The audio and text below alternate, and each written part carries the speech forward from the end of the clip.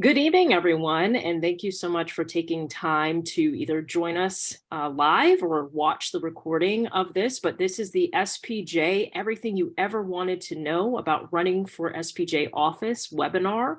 And we are so excited to have all of you tuning in or watching at a later date. But we're very excited to, have this panel and be able to answer all of the questions so that you can get insights into what it's like to run for office for SPJ and what it is like to serve for office in SPJ. My name is Ashanti Blaze Hopkins. I am the current vice president of the National Board for the Society of Professional Journalists. And joining me this evening is Rebecca Aguilar, who is the immediate past president of SPJ. We have Laura Garcia, who is a regional coordinator for one of our regions in Region 8, I believe it is, Yes. correct? Region Texas, 8. Oklahoma. And then later we will be joined by Daniela Ibarra, who is an at-large director right now on the board. She's running a little bit late because she is a working journalist, as many of us are. And so she is in the process of finishing a live shot as we speak. So as soon as she joins us, we will go ahead and loop her into the conversation. But why don't we go ahead and get started by both of you telling me a little bit about the reasons you decided to get involved in SPJ, to take on the roles that you have right now, and the reason why either you wanted to run or the reason why you said yes to be appointed. So Rebecca, why don't we start with you? Thank you so much for the invite, Ashanti. And I really appreciate an opportunity to talk to all the SPJ members or any journalist who's interested in building their leadership. I was invited to this organization more than 10 years ago. And let me just say that I never thought of SPJ before. I thought it wasn't a place for someone like me, a person of color like me. But I was invited by someone who thought diversity was really needed at the organization. And the minute they used the word, I said, I am in. I was on a digital committee that we used to have. And from there, it kind of grew that I joined the Fort Worth chapter locally. And then I went on to the national board. And as you asked, one of the main reasons is because I think as leaders, as journalists, as people who have passion for the news business, we're all needed right now. And I think there are many people out there that are true leaders, but no one has said, come on, do it. Because they believe they can't. Because someone said they can't. Oh, yes, you can. If I could do it starting as a committee member and then ending up becoming the first Latina woman of color to be president in 2021, you can do it too. So I say, come on over. Let's do it. I think that's such a good point. Rebecca was the first person to tell me, hey, I think you should run. And, before that, I wasn't really thinking about it. But once it was in my head and it was like, you know what, maybe I can do this. I think sometimes that's all we need to hear is, yes, you can do this. Laura, can you talk a little bit about your experience and your trajectory to the RC position? Yeah, so I started getting involved with SPJ. I was part of the student sort of newspaper that they had at that covered the convention, right? So it was a scholarship. That was the only way that I could afford to go. And that was probably about 13 years ago. And so that's when I started to get to know some of the folks that are, part of the organization. And then I got a diversity fellowship. So that's why I was able to come. So I hadn't been for a few years, and then I was able to go on a diversity fellowship. And that's when I met Rebecca. And actually, she was the one who was pushing me to sort of consider seeking a leadership opportunity in the organization. So, I mean, I've been a longtime SPJ member, and I am a former chapter president at both San Antonio College and Texas State University. And so, and I love SPJ so much, but I had never really had anybody sort of ask me or push me or, even broach the subject. And so that's when I started thinking about it a few years ago. And I went to the Media Fest in October. And I remember sitting in one of the sort of big sessions with everybody, and it was talking about, who are the regional coordinators and who is running, right? And it got to Region 8, which is me. I'm in Texas, and nobody was running. And I was like, oh my God, well, then what happens? who's gonna plan the conference, our regional conference, and what happens with that? And so I remember I think I went up to you, Rebecca, afterwards, and I was like, so can you explain to me like what how are we just not going to have anybody? Or and then that's when I started talking to folks, and they were like, well, are you interested? I'm like, well, I don't know. And started I started just sort of talking to folks within my region, and learned that there were folks that had been a part of it for so many years, and they were just tired, like this is all volunteer, it's a lot of work, and you do it for so long, and you can't really expect people to do it forever, right? So that's why you need to always sort of be inviting new people in, and so I was very fortunate that they very much in open arms embraced the idea of me coming in and being the regional coordinator, stepping into this new leadership role. But it took I think it took a little bit of work too on some of the folks that were like, have you ever been to one of our conferences? And I'm like, yes. So, I had to sort of like prove like, yes, I've been part of SPJ for a while. And so, that's part of it. I think the beautiful thing about SPJ is that, anyone can get involved at any time, right? You don't have to be someone who was a member when they were in college, and then a member when they first got into the industry, and then a member for 30 plus years, right? You can literally say to yourself one day, I think maybe I can make an impact. I can make a difference in this organization. And so now I want to be a part of it, and I want to be a part of leadership. Laura, can you talk a little bit about, once you took on the role of RC, what are the types of responsibilities that you had? What are some of the things that you've been able to accomplish as an RC? So I was appointed, I believe, in January. And so I have until the next conference, which is the end of September. So I already knew going into it, I've got like 7 months, or I think it was January or February, I'm trying to remember. But I only have so much time to really do what I need to do. But there were also things that needed to be done within our region, right? So we needed to have a conference. And we hadn't had one because of COVID, and they apparently had one all planned out, and then COVID happened, and so that one was canceled. And there were things happening in our region, like new chapters, and then chapters that had kind of fallen off, and I knew that we needed to have a really strong conference. And so we reached out to a couple of the new chapters, and then eventually we ended up going with a new chapter, with the new student chapter, and then a long time pro chapter in San Antonio, which is where I'm based. And so that was very easy for me because I know the area. I was able to get the hotel and the venues and sponsors, and sort of really tap into the resources that I already had professionally, and so that was, for me, it was like, okay, I could do this, and I think we put on our conference, I think it was like 5 or 6 weeks, and we ended up having well over 100 people.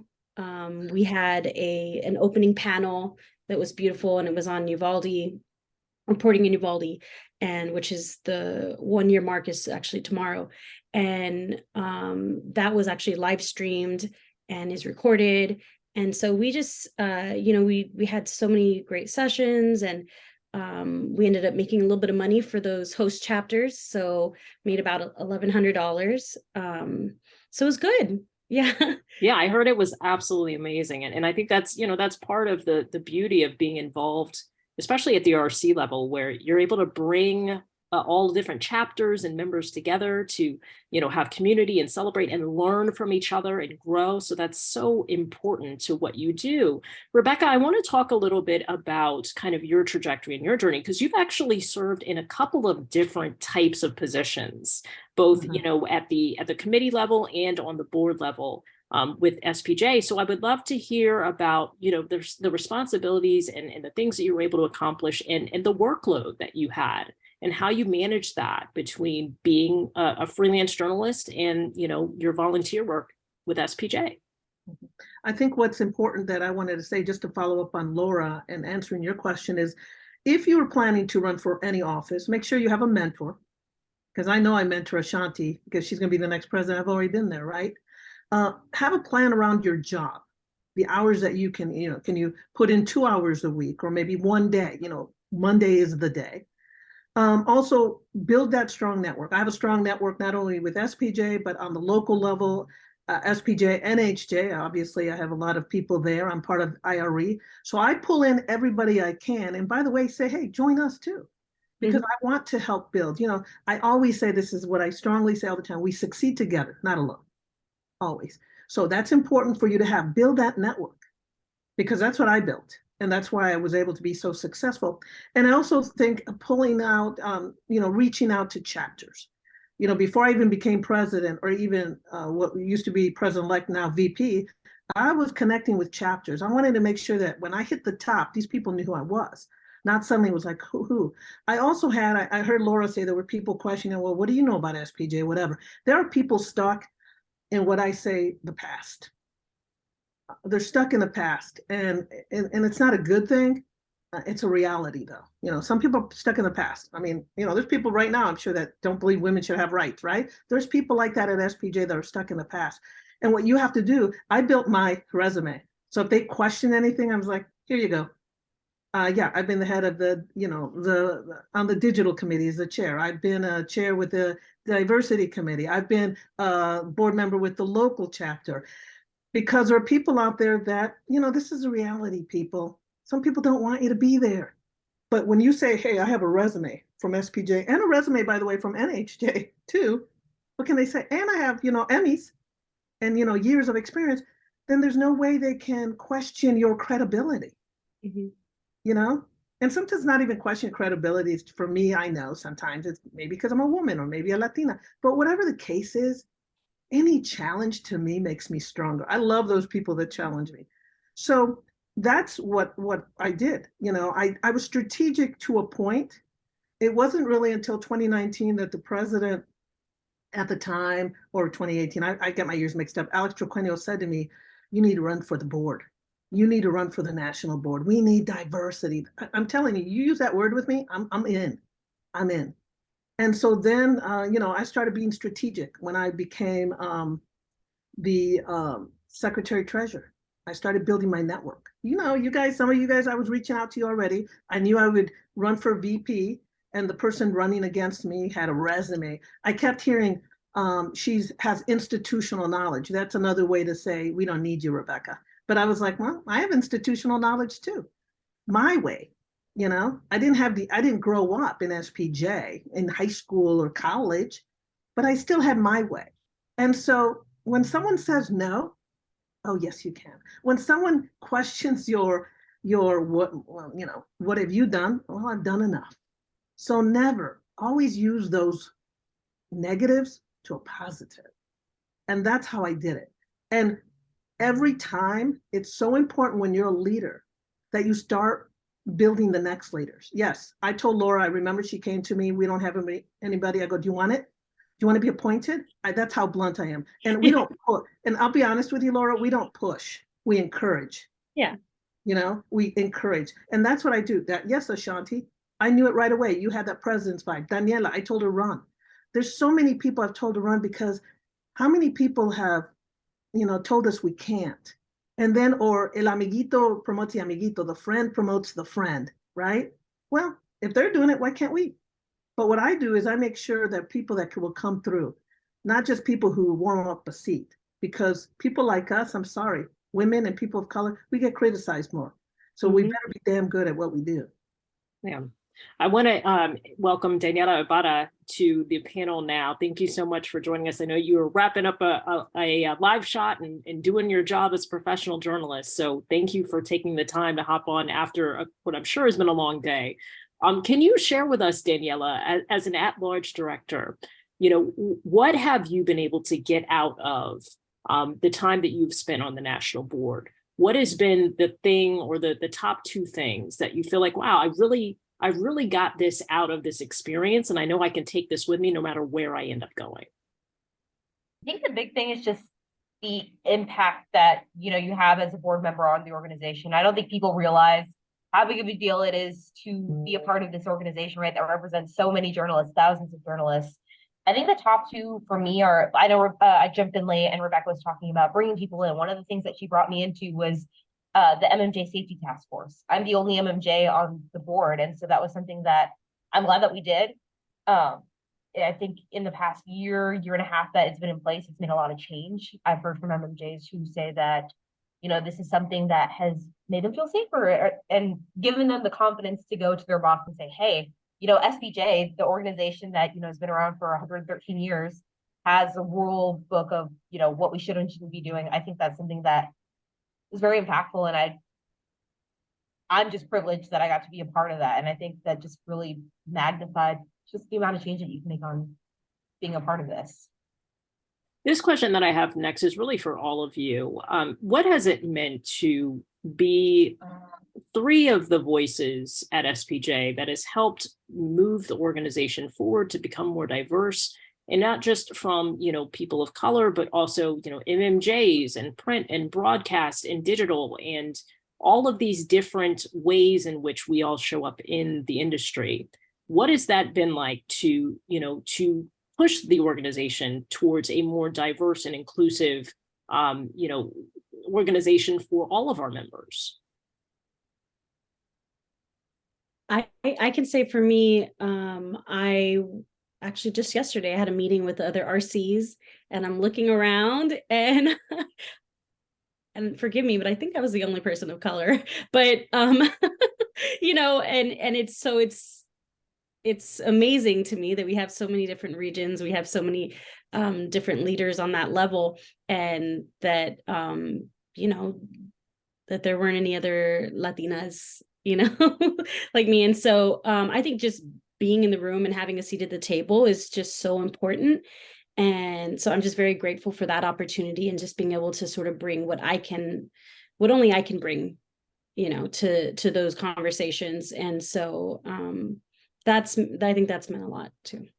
Rebecca is the first. Oh, I'm sorry. Go ahead. Rebecca I was going to say, Rebecca is the first Latina to lead the organization. You know, that's a huge step forward. What does that mean for you? For which one? What does that mean for you to be able to say that, you know, you were a driving force in diversifying the organization and making sure that other people who look like you or people of color or people from other different marginalized communities feel like they belong in SPJ? You know what, Ashanti, it's the best thing that happened to me in my life, really, because this is an organization that's predominantly, I think, probably at least 85% white. And that's the beauty about our members. You know, the majority, they didn't look at my color. They didn't look at, you know, me being a Latina. They knew I had the credentials to do the job. They believed in me. And that's the beauty of this organization, that, and they let me be me. I mean, every time I talk anywhere, I'll tell them about being the first Latina and woman of color, because it means something. It's like being able to vote for the first time as a woman, right? We're always going to be proud of that. Well, I'm always going to be proud of this because I see all of you and I know that you're going down that lane. I also think, you know, the diversity in age, and love seeing young people. I mean, I keep thinking of Carol Burton, right? She was one of the SPJ, one of the student project kind of people, you know, young white female, very innovative and creative. I love seeing that. Daniela is super young. I think one of the youngest, or the youngest person we've had on the board in a long time, right? She's like, what are you, 25? You're 25, right? Yeah. I mean, who says you can't? It doesn't mean you have to be in your 60s or 50s to lead this organization, but we have to build. And I think one of the things that I hope that I've encouraged others, and not just people of color, but I hope I've encouraged others to say, hey, you know what, let's open that door. Let's look at everybody and go, who's missing at the table here? LGBTQ people, where are they, right? But if you don't invite us in, yes, that's when I start pushing through, because I have to.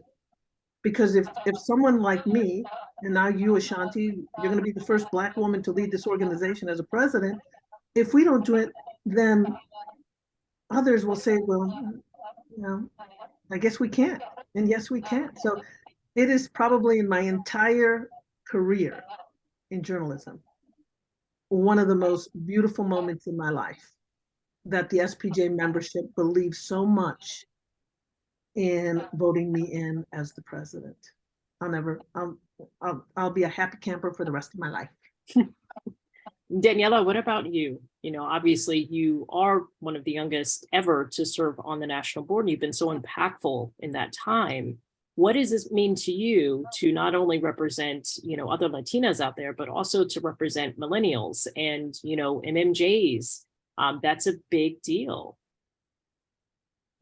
I think for me, just speaking on being one of the younger board members, I know Emily Block, she's just around my age, and just like talking to her and, you know, as serving on the board together, I mean, that's an experience that we have shared, right? I think for us, it's the ability to just bring a different perspective that people who have been in journalism a little bit longer than we have might not have. And I think we've spoken up on things that, and, you know, share that perspective that, like I said, other people just didn't have. If you encounter someone that might be on the fence about running for office, right? What would you tell them, Daniela? As someone who's been on the board for a while, as someone who I'm sure was not completely 100% confident when you ran initially, right? What would you tell them about, you know, the reasons why they should, you know, get on the other side of the fence and just take the leap and run? I think just for the running part, I think the worst that can happen is just not winning, right? I mean, it's just worth putting in the effort to show how much you care about this organization and what you want to change. Because even if you don't get elected, some of the leaders who do get elected, you know, they've been following your campaign and they know what you want and they can pull you in and bring you in on committees and different things like that. One of the things I know I've been encouraging people to run for the board recently, one of the things I've heard time and time again is a time commitment, which it's like you mentioned, I just came from a live shot. I literally sprinted here to get to this computer. This is, you know, a volunteer thing that you do. So this is not your full-time job, but I mean, you get out of this what you put into this, right? So that's one thing that I think scares people away is just how much time, and it really isn't the hours and hours and hours that people think. I mean, for some positions it is, but as an at-large, it's not my experience. I know, Rebecca, I remember when you first reached out to me and we talked about the possibility of me running for VP. One of the things you said to me that really stuck out, you said, listen, we are a volunteer organization. We work around your schedule, not the other way around. I would love for you to talk a little bit more about that idea, because I think there are some folks who are a little concerned about what the time commitment is. Yeah. You're not working SPJ 24/7. Maybe when you're president, you're more aware of everything because someone may get fired here, or someone said something racial here, or, you know, the downsizing of a company here. Yeah, you have to be on top of issues, but you fortunately have a great marketing team at SPJ that will say, hey, Rebecca, did you see this? You did that. So you're not alone. You have a good group, administrative team at SPJ. You're not alone. But when it concerns your job, yes, you know, you're a volunteer. SPJ doesn't pay the bills. Your job pays the bills. So you work SPJ around that. It could be, like I said, you know, you may say Thursday is just for SPJ, or the morning hours, only 2 hours, and that's it. I believe our current president, Claire Regan, she's got office hours on the weekend or on Sunday. She worked it around her schedule, which was brilliant. So you can work it around. It's not SPJ 24/7. You're not in meetings all the time. There's 4 board meetings, maybe a few emergency meetings on certain issues, but it's not like, oh my God, here we go, SPJ. No, it's not like that. The only time, and understand, I was secretary treasurer, I was the vice president, which is president-elect at the time, and president. Those other 2, you know, you really have to come up with your own projects. You know, one of the things like that I really like that with Daniela and the other people is they thought, okay, you know what, let's start an MMJ task force. Okay, you know, leave it up to them. They get things going and that kind of thing. But again, it's also building your network, having a mentor, having a plan. I knew when I had a position like Ashanti, I already knew at least 5 things I needed to accomplish as president, but I ended up with 9 things that I accomplished. But again, my network helped me. I didn't do it. My network helped me. I said, here, you know, I remember saying to Adam Sennett, who is now a board member, I need a chapter in Puerto Rico. Okay. And then he started working it and I'm keeping up with it. And he accomplished something I wanted. So your network will help you. You are never alone. That's another thing too. You're never alone. So again, you have time. But one of the last things I want to say here is there, some of you want to be leaders in your newsrooms and you're not given the opportunity. Let's say an executive producer on a TV station, editor at a newspaper. They won't look at you as a leader. You're like going, I can do this, but they won't let you. Well, guess what? SPJ will. I mean, I have to deal with, as you know, and any of these board members, you have to deal with a lot of journalists. You have to deal with the budget. You have to deal with building the organization. It's all what happens in the newsroom, just bigger. And I will say this, that during those times that I was on the board, and even now, I get offered jobs all the time. Why? Because of the experience I have in being part and running a huge organization. So think about that. It's good for your future. Rebecca, that is so true, what you say about that sort of struggle to move up in your news organization. Like I'm come from the print world, and there are not a lot of reporters that look like me, and it's hard. It was really, really hard, even with, you know, the credentials and with my resume being twice as long as my other white colleagues, you know, and it's like, it was so hard for me to be recognized or seen as a leader. And so after a while, I started just sort of putting my efforts into, like, for us locally, it was the San Antonio Association of Hispanic Journalists, and SPJ, and, you know, NHJ, and just sort of working my connections there and getting that leadership experience there. And then it's almost like, even if that same news outlet still did not recognize me as sort of a leader, other people started recognizing it, and that's how I got my new job. You know, it was like, hey, what do we have to do to get you over here? What do you want to do? And, you know, I knew that I wanted, and after so many years in this industry, I wanted to be an editor. And so it's kind of funny. So I got the job offer, and my old employer's like, oh, we didn't know. You know, we could have started training you here, but it was like, come on, you know? Yeah. But it was like, so for me, it was like it helped me in my career. It helped me really just sort of jumpstart and get where I wanted to be. And that's such an important, you know, part to remember, is that, you know, part of this experience is doing the advocacy work for our industry and growing and helping other journalists. But it's also, you know, it does have an impact on your trajectory in your own career. And I think that that's a really important piece to remember as people are deciding whether or not they want to run for office.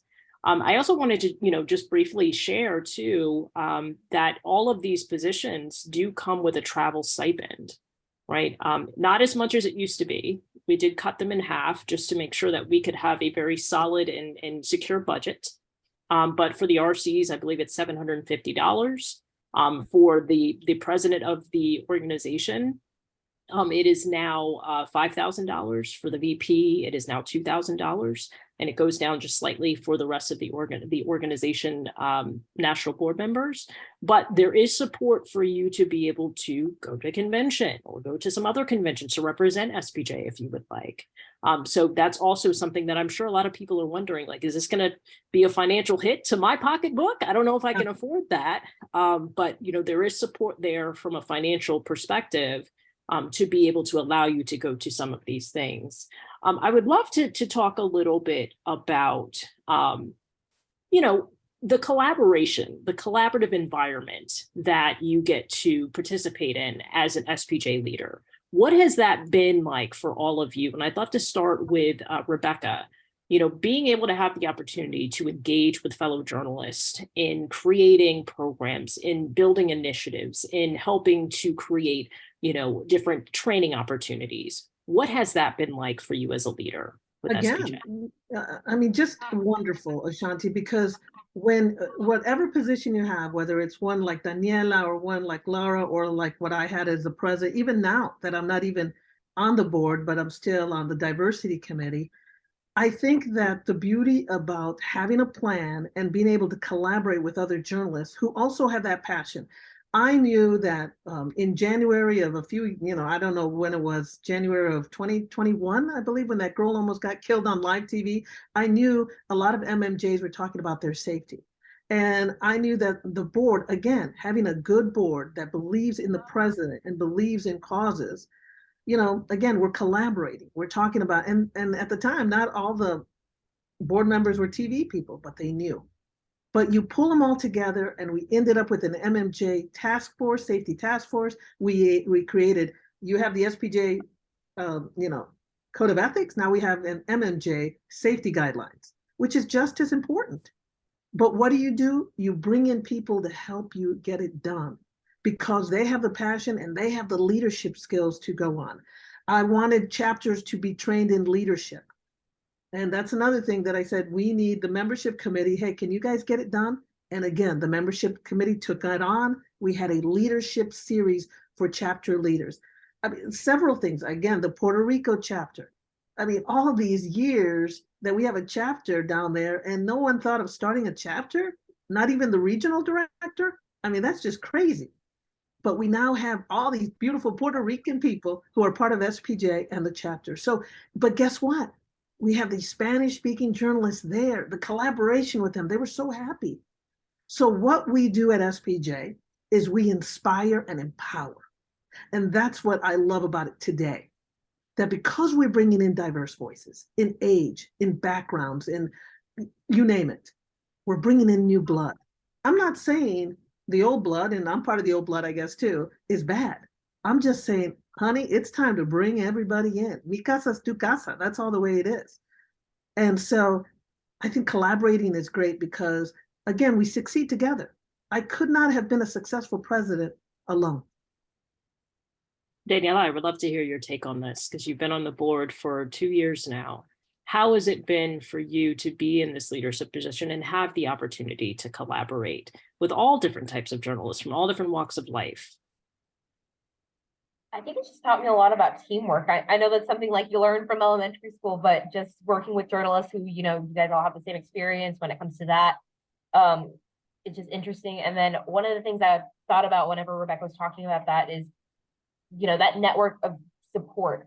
You don't have to know everything about SPJ. That's one thing when I came on, one of the things I was so nervous is, oh my God, I don't know the bylaws. I don't know the bylaws. Luckily I've learned some of them and, I look at them, but other people on the board, like I've called you, Ashanti. I'm like, hey, what does this mean?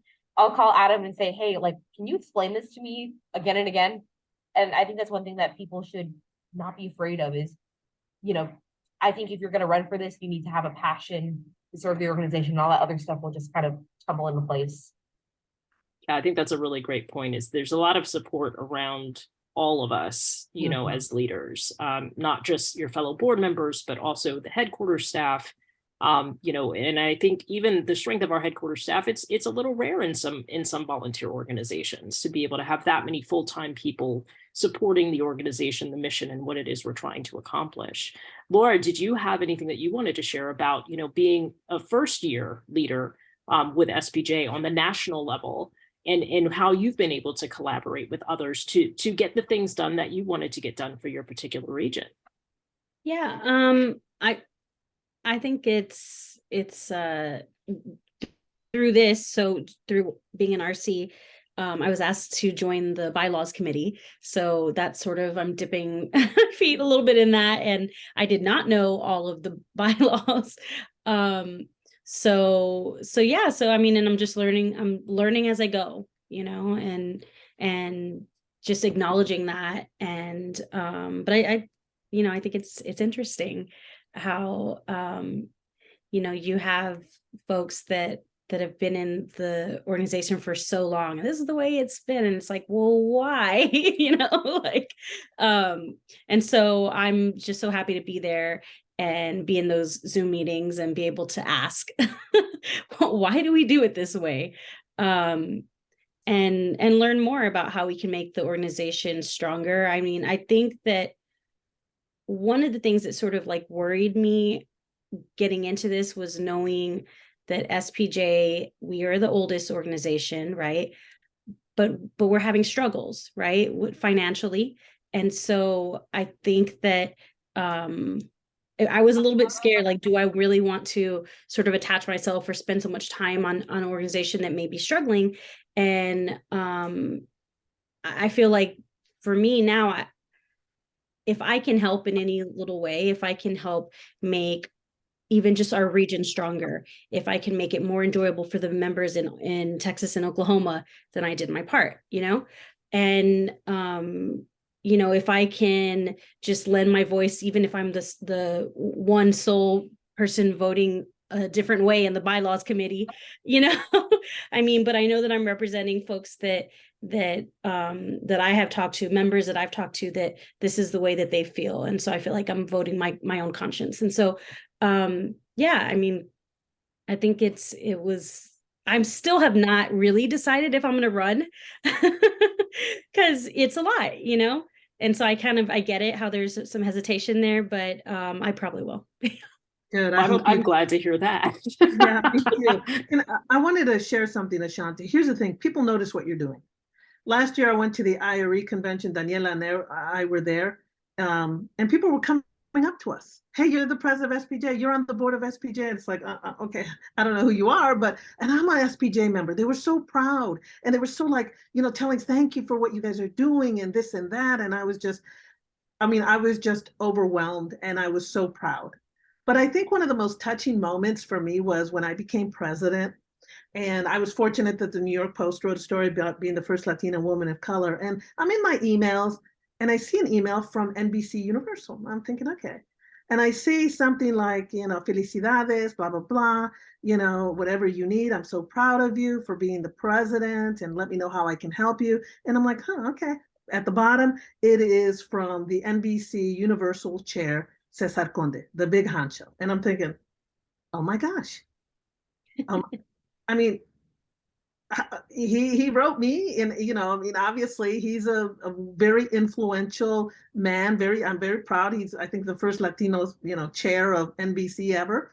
But you get noticed, and people appreciate that you've stepped forward. And for you people who want to run, remember, every time you interview for a job, anytime you want to be a leader, you have to tell a story. And a lot of the story is, what have you done for other journalists lately? Well, I can tell you what I've done. Because I always say, it's not about me, it's about us. And if I can share with a news leader in a newsroom, if I was looking for a job, which I'm not, they would say, wow, okay, look, she's helped other people get jobs. I think it's good karma too. So, look at it beyond, yeah, you're busy. But for us, I think as journalists, who better than to think on their feet, be organized, be resourceful, meet deadlines. That's us. That's why you would make a good leader. I think too, I'm sure that there might be many of you out there who are, questioning, do I have the leadership skills that I need in order to lead an organization like this? And I think I can say that, we have leadership training that both the board goes through, the RCs go through. I would love, Laura, if you could talk a little bit about some of the training that you received as a regional coordinator, just so that people are aware that, you weren't really thrown out into the middle of the ocean and said, okay, swim back to shore. You were thrown a life vest of some sort. So can you talk a little bit about that? And then I would love to hear from Daniela and Rebecca about, kind of the leadership training that we get on the national board. Yeah, I didn't get any formal training, and I don't know if I missed it because I was appointed and came a little bit later, but I know that I was very soon sort of welcomed into this group of the other RCs, and now we're all part of this one email chain, and we meet periodically, and I'm part of that crew. And so there's been a lot of times that we've leaned on each other for that. And so, but is there formal training? Yeah, Ashanti. Yes, there is. So I will say, Laura was appointed a little bit later than, the other RCs were elected. And so the ones that were also already still in place. And so, every year when we have a new board coming in, we have a new group of RCs coming in, we do try and have leadership training that all of them can attend. And even we invite sometimes the chapter leaders as well, if they would like to be involved in that training too. Rebecca actually, led a pretty wonderful one last year. Love to kind of hear a little bit more about what that training was and what people can expect if they run and are elected to serve on the board. I think the president, and I'll be interested to see what you do for your board. I think you have to bring in people to train. As I recall, and just to be honest, when I was secretary and treasurer and vice president, I was kind of just going through the fog, like, what do I do? You know, there was no real formal training for me. It was kind of sink or swim, which is fine. A good journalist can swim, man. And I did the swimming. So I knew, I mean, there was some training, but you know, just basically here's, you know, kind of like when you go to a company, here's the company guidelines, that's kind of thing, ethics, you know, that kind of thing. But is there real formal training on how to do the job? It is a lot of learning your way, your vibe, your style. I will say that when I became president, I knew we needed someone who could come in and train us, which was Kevin Benz. You know, basically he has a training series about how not to be an asshole leader. That's what he calls it. And Oh, I love that. I've done that session before. I love yeah. it. And, you know, because, you know, you want to be a leader that's a motivator, that's positive, not, you know, you have a group, you will always have a group of people that, you know, I always say, if you're not pitching, stop your bitching. Sometimes they just bitch because that's all they can do, which is fine. People, if that's what you want to do, cool, you know, but I tend to knock out the noise. That's another thing too, people. You want to be a leader, start just focusing on what you want to accomplish. Don't let the noise get in the way. But so I kind of learned training from different people, again, mentors from other organizations that I know from NABJ, NHJ, IRE, kind of see how they work it. But yeah, SPJ does have some training, but it, you know, I strongly recommend to you, Ashanti, bring someone in to really just really motivate this board that you're going to take on, because I think it really helps. Yeah, that is definitely the plan. So, you know, looking forward, if you all run for office and you're elected, we'll definitely have some very strong leadership training at the very beginning so that we are all on the same page, right? We can be able to work together in one unit, in unity. And so that is definitely something that I'm planning for my term. Yeah, So, absolutely. when I first got on the board, we actually got, I call this my SPJ Bible. I don't know if you can see it, but this is like a packet with, you know, the strategic plan, it had the annual goals, code of ethics, like every board meeting that we have, this is literally sitting right next to me. So, and I remember we had that formal training from Kevin, and it was really helpful. So, like I said, this is my SPJ Bible. It's here literally next to me all the time. Beautiful, beautiful. So I'm looking at the time and we have about 15 minutes left. I would love for each of you to take about 30 seconds and just share something that you want potential people who are thinking about running for office to know, to hear, to feel as they make this final decision. So why don't we start with Rebecca, then Laura, and then Daniela? Well, for anyone thinking of running, just run. Please reach out to me. What you need is courage to do this. And I know you can do it because you're already a journalist. You need compassion to deal with people that are going through a lot, including your board. You need commitment to this organization, because once you're committed, your heart and soul is into it. And be a little creative and curious too, because that will pull you through. When you're creative, you will have outstanding programs and you will be able to succeed. And when you're curious, you're constantly pulling at your network to help you. And remember, start looking for the next leaders. If you become a leader, pass it along. Find the next leaders, talk them into it. No matter what background, no matter what age, they can do it. Because in the end, like I said, we succeed together. Laura. Well, I don't know how to follow that, but You just do. Dang. But yeah, absolutely. Absolutely. Everything that Rebecca said. And I would say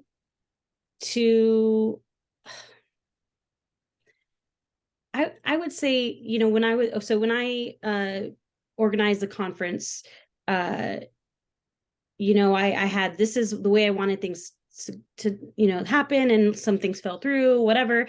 And I think I was just sort of like, you know what, we're here, we have this event, this is beautiful. There's like 100 people here that have decided to spend their day with us. And so what that the AC's out in the lobby and everybody's sweating because the AC is on in the auditorium, and it was fine. You know, I mean, there were definitely things that were falling apart, but there were beautiful things that happened that I didn't anticipate, and that it really changed the way that it just really was just so beautiful. So for example, part of the conferences is giving the awards out to the students, right? That win these Mark of Excellence awards. And I just didn't really think about it, but I had to physically hand them their certificates, and the excitement and like the joy and all of that, just to see that in person and to really be reminded of when I first joined SPJ, I was a student and I was so excited to get these awards, and to be in the room with professional journalists, and it's just, I think that there's moments like that will remind you, like, okay, that's what all that stress and craziness was for. That's worth it, you know? Daniela. Like Rebecca said, if you even, are thinking, hey, I might want to run, just do it. The worst that can happen is that you don't get elected. And like I said earlier, if you have a vision, share it during your campaign. And even if you don't get elected, it's something that can be implemented and you can be brought on as a leader in a different capacity in the organization. Two other things, I know I have like 20 seconds left. So, like I said, time commitment, you get into it as much as you put into it. And this is not your full-time job, but if you care about SPJ, you'll put in the time that you need to make this organization succeed. And then one thing I do want to hammer on that Ashanti reminded me about earlier is the stipend, because I know journalists, especially if you're starting out just like I am, you don't make a lot of money. And that's one thing that's helpful. And I know for a lot of people, it's what's been able to make them feel like a successful board member, having that support. Thank you all so much for joining us today and for sharing your insights and your experience and your knowledge with all of us. I would like to offer, I hope all of you are okay with that, but if anyone has any additional questions, are they able to reach out to all of you? Fantastic. All of their email addresses are on SPJ's website and their Twitter accounts. It might be a better way to reach them is to give them a little DM on Twitter and, ask all of the questions that you might have that maybe weren't answered during this panel.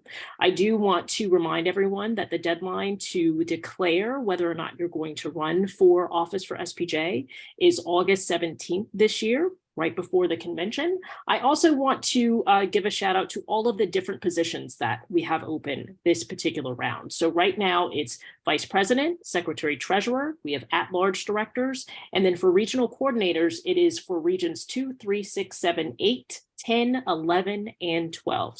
So many different opportunities for all of you to be able to serve and to be able to lead this organization into the next, 10, 15, 20, 50 years. So again, I also want to say too, we're going to have another one of these webinars on June 27th. And so more details will be coming. So keep an eye out on SPJ's website and SPJ leads, as well as SPJ social media accounts. More information will be coming in those channels. So again, I want to thank so much to Laura Garcia, to Daniela Ibarra, to Rebecca Aguilar, also to Tim Igo, the chair of the nominations committee, for pulling this all together, and for Kim Suyuki, who is our intern in headquarters, for managing the chat while we were doing all of this talking. And so thank you again so much, and we hope to see all of you on the election docket. Have a good evening. Thank you. Bye.